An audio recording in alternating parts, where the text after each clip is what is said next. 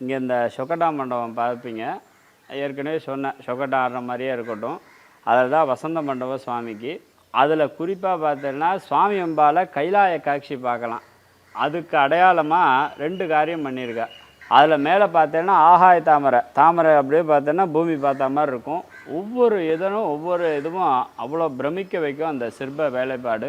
அதுக்கு கீழே எங்கே நின்று நம்ம பார்த்தா சுவாமி அம்பால நேர்காண பார்க்கலான்ருக்கு. அது குறிப்பிட கீழேயும் ஒரு தாமரை வரைஞ்சிருப்பா, செதுக்கியிருப்பா.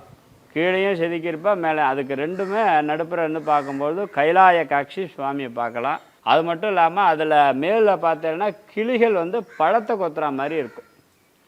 அப்போது இங்கே என்ன காட்டுறது அப்படின்னா, இங்கே வரவாளுக்கு பண தரித்திரம் முழுமையாக நீக்கப்படும். ஏன்னா ஏனை இருக்குது, கிளிகள் பழத்தோடு இருக்குன்னாவே அந்த இடத்துல பண தரித்திரம், பொருளாதார தரித்திரம் இல்லைன்னு அர்த்தம்.